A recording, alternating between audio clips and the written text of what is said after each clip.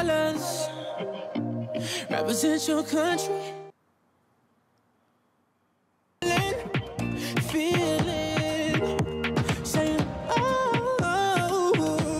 It's all about Russia 2018, whereby the players, you'd call them the foot soldiers, they are engaging all their offenses. Some of them are packing that midfield, and when you think about making sure that the defense is tight, yes, they're trying to do that with a style. Not that good a start for Saudi Arabia, because yesterday it was a 5-0 whooping, courtesy of the host nation. You think about Russia. Titi Wayaki, the countdown is finally over. The games have just begun, and yesterday it all began with a serious bang. First of all, Eid Mubarak to you, Moses. Eid Mubarak to a highly esteemed viewer. Oh yes, it began. That was not even a game, that was a party. The Russians had a party, they turned up. The Saudis didn't quite turn up, but it was a thrilling game to watch. Nevertheless, 5-0, who would have thought? I said Russia would win, but I gave it 2-1. 5-0, that's a treat and a half. Yeah, you talk about the 5-0, yes, an impressive and a very, very nice score for the host nation. But remember, as always, today we have a different question altogether, because we always have goodies that we like our fans to go home with. And the question of the day is very simple. And I'll say it, and remember, when you tweet us, remember to use the hashtag KTN Russia 2018, the same time at Moses Wahisi, at KTN News, and also we have at Titi Wayaki. The question is very, very simple. The first answer, actually, the person will be walking home with a jersey and also a football courtesy of GoTV. The question is, who's the top scorer in the FIFA World Cup 2018? Very simple question. Who is the current top scorer at the FIFA World Cup 2018? Remember to tweet us at KTN, sorry, I'm thinking about scoreline, hashtag KTN Russia 2018. I'm thinking about scoreline because we'll be here doing scoreline tomorrow. But at the same time, remember the hashtag is hashtag KTN Russia 2018. My handle is at Moses Wahisi, at KTN News, and also at Titi Wayaki. The question once again is, who's the current top scorer at the FIFA World Cup 2018? I know we're talking about the FIFA World Cup 2018. What was the standout moment for you in that tie yesterday? And don't answer the question. I wouldn't, gosh, thanks for reminding me. I was just about to shoot. But yes, I'll stick along to that lane and say the goal scorer who actually came out tops yesterday, and he's gunning for the golden boot. Although it's still early days, 2 goals for an opener at home. That was awesome. I won't give away his name, Moses. Thanks for reminding me, so don't worry too much about that. I love goals. I used to be a striker. I'm just trying to prop up myself. I used to be a striker in just child games, and I loved scoring goals. So seeing those 2 goals being banged in, that iced the cake for me. Yeah, you talk about that, and everybody is saying it was a 5-star performance, and for Titi Wayaki is saying that it was a simple, nice, and well-served party. Take a look what happened in the opening encounter.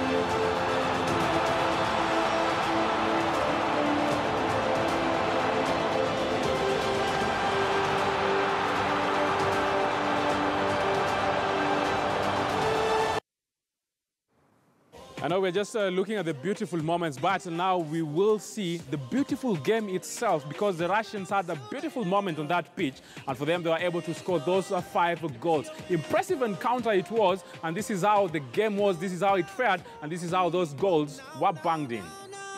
Back in again, free header! And Russia score the opening goal of the World Cup. It's Gazinski who rises highest. And a better start the host nation couldn't have wished for. 11 minutes gone in the Luzhniki Stadium. Zagoyev's gone down, and that's bad news for Russia. No one near him when he went over. He's just clutching the back of his left hamstring at the moment. And Russia are going to make a change.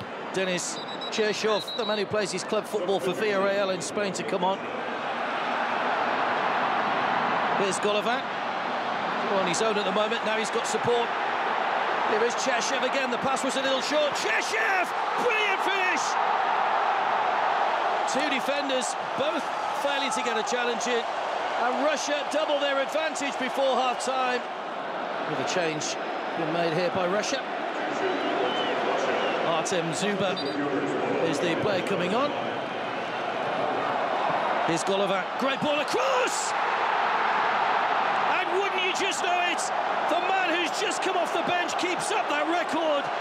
And surely now Russia can celebrate 3 points in the opening match of the World Cup.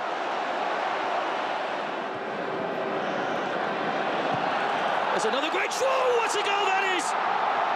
Stunning strike from Cherchev. And a goal that you'll be seeing a lot more of over the next few days, you can be sure of that.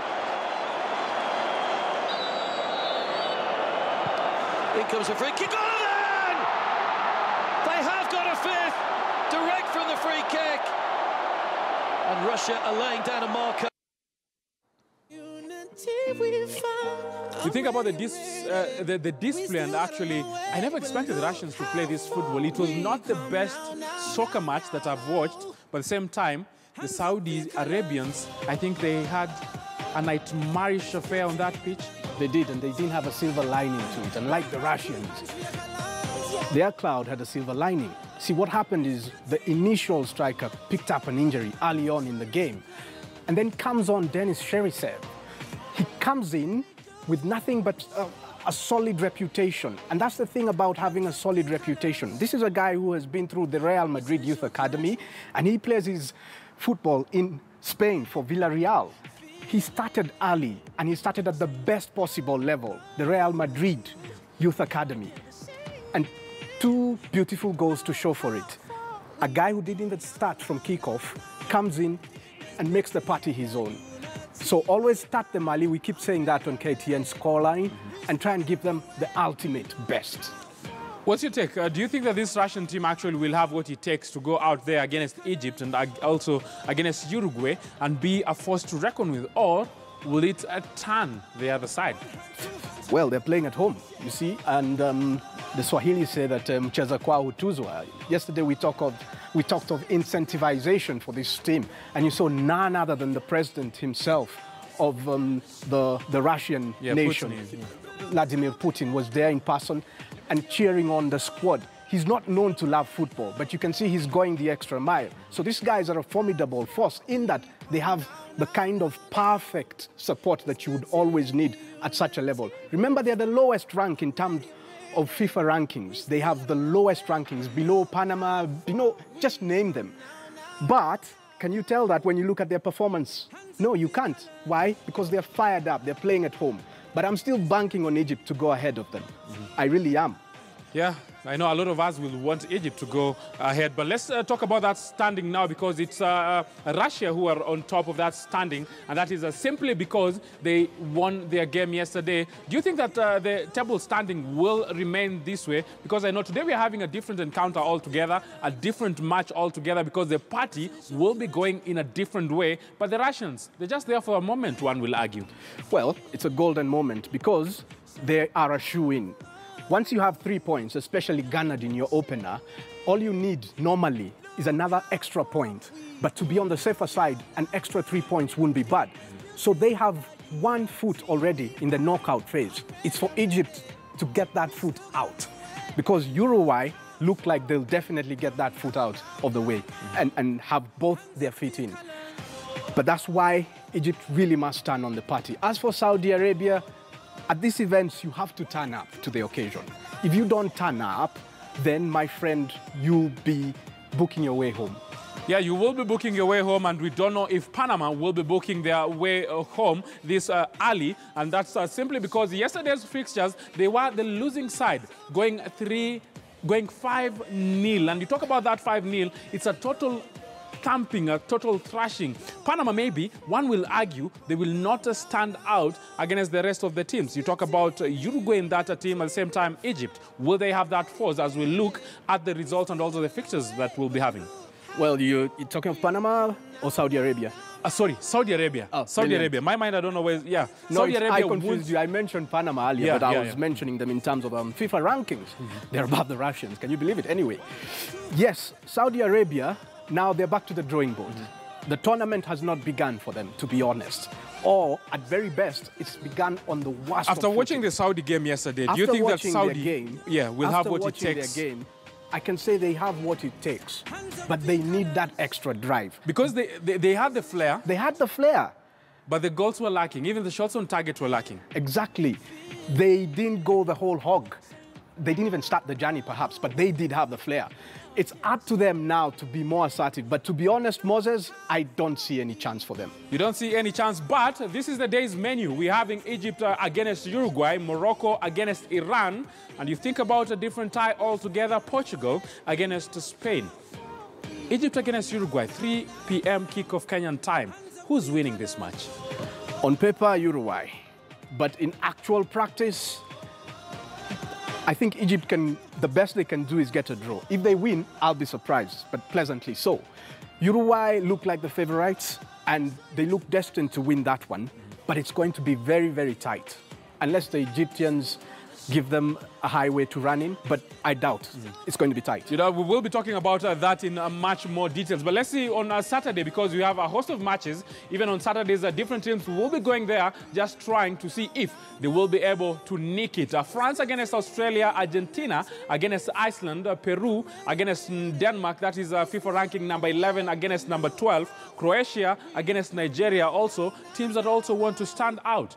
What do you expect to be the match of the day when you look at the fixtures for Saturday? France, Australia. Australia are serious, but they don't get much credit for it. They're a bit like Morocco of Africa, who get very little credit for it. Australia are in good form, and I expect them to give the French a big run for their money. Why? Both sides play similar football, attacking football. None of this is a technical side, so you expect to see fireworks there. But the French will have to put off that fire quite early if they want to dominate the game. They are tipped to beat Australia naturally. Talk about Iceland. For the first time, they're in the FIFA World Cup, and they're going there against a side that wants to win it, and they are very, very hungry to win it. Maybe a good start for the likes of Lionel Messi when you think of them playing against Iceland, the smallest nation ever to participate in the FIFA World Cup. Definitely. You know, Moses, what happened 4 years ago at the last World Cup? Argentina fluked their way past teams. They fluked their way past Iran, almost fluked their way, sort of, although they fought against Nigeria and so on and so forth. Yes, but they weren't that lucky against the Germans. Now, it's not time to fluke past any team. They've got to come out guns blazing, because Iceland are unpredictable. They could turn up, or they could really, really turn up. So Argentina have to come out early, guns blazing, and win that one nice and early. Yeah, they want to win it, but you think about Peru and Denmark, they also want to nick it and also win it. At the same time, Croatia against Nigeria, they are confident, saying that we're out here. But for me, yes, Team Nigeria all the way. We'll wait and see how those fixtures will pan out. Let's think about match day 2, because when you think about match day 2, the menu will be set for the day, and you're thinking about Egypt, who will be kicking off that game at 3 o'clock. What will happen? What is the stage set, and how is it even set? And what should we even expect when we think about match day 2?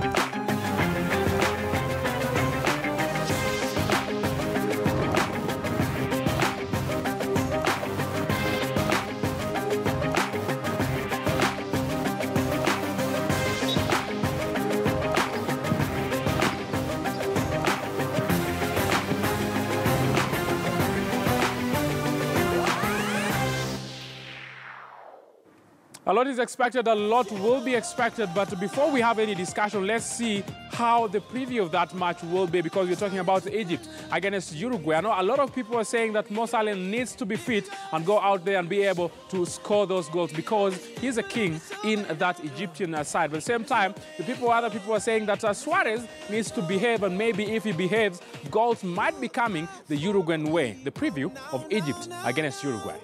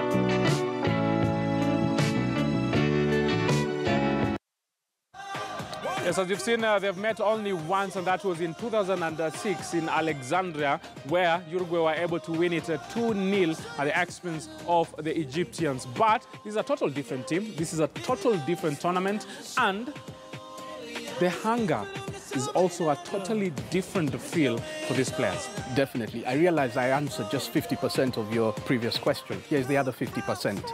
Denmark to beat Peru, and then Croatia was to draw with Nigeria, but they are the favorites against Nigeria. Okay, Egypt versus Uruguay. This one is a battle of coaches. We're going back to the early 21st century now. It's going to be tactical. Egyptians are obviously led by Hector Raúl Coupé, who's a very experienced coach. He's a former player, but he's mainly remembered for coaching Valencia. He took them to 2 back-to-back UEFA Champions League finals. Lost to Real Madrid in the first one, and then lost to Bayern Munich in a penalty shootout in the first one. Very unfortunate for him. And that sort of changed his footballing philosophy from being an attack-minded coach to sort of being more cautious and pragmatic and whatnot.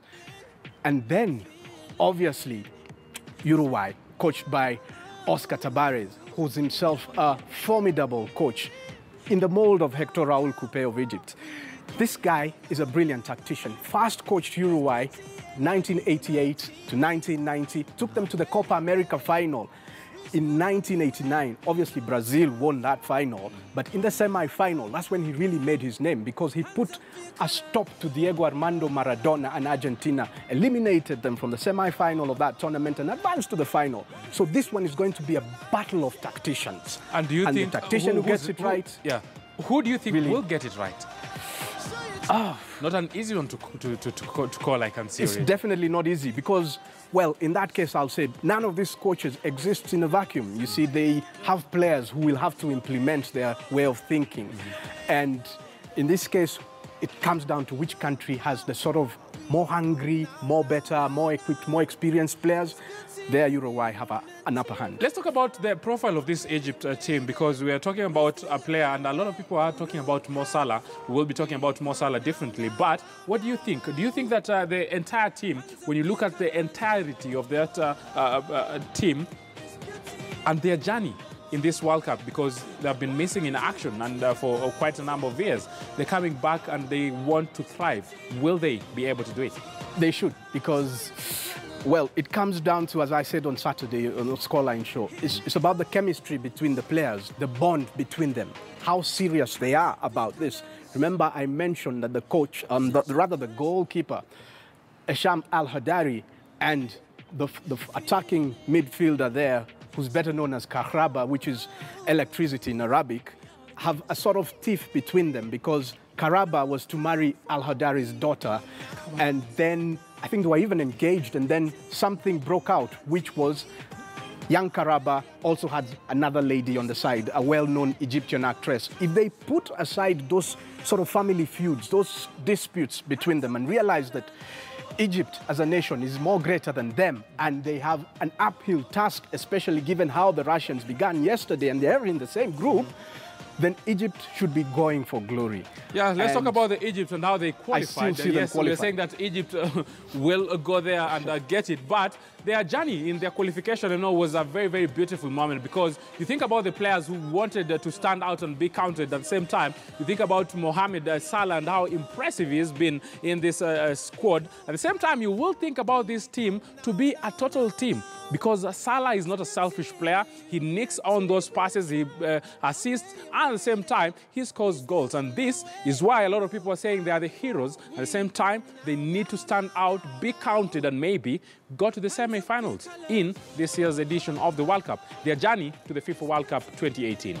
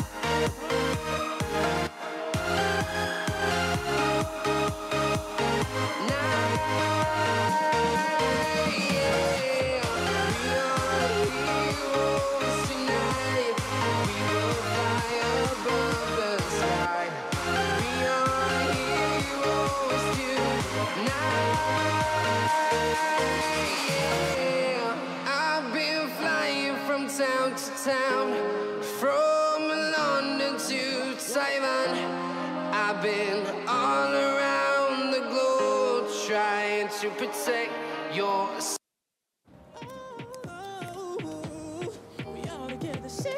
Yeah, you think about Mohamed Salah, and a lot of questions. Will he be playing in today's encounter against Uruguay? A lot of people are saying it is a doubt, but I've just seen news somewhere there saying that he's 99% fit to play. So that means he also wants to play. 1 hour before kickoff, we will see that lineup and if he will be there.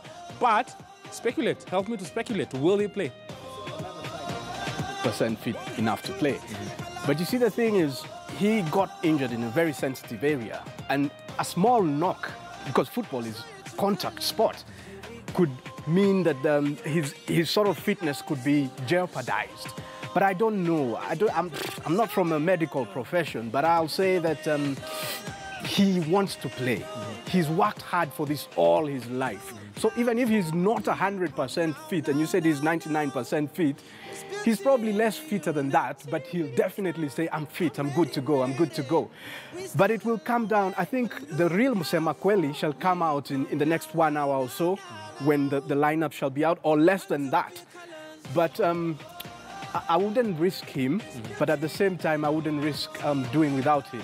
I'm confused. Talk about Suarez very, very briefly, because when you talk about Suarez, and I will never forgive him because of what he did in, against Ghana, do you think that he will be the star man? Not alone, because when you look at the lineup of this Uruguayan side, it is a lineup that they have people who can score those goals. Suarez is good. He's arguably the best player on that pitch. Bar Mo Salah. Maybe they're at the same level, but in terms of actual skill, in terms of experience, in terms of hunger, the guy loves winning. This guy is one of the best in the world, no doubt about that. Unfortunately for him, he has to decide which Suarez, as I said last Saturday, he wants to bring on board. Does he want to bring the streetwise one, or does he want to bring in the professional one? He has to come as a package. That's just the way he is. A package, the street and the professional.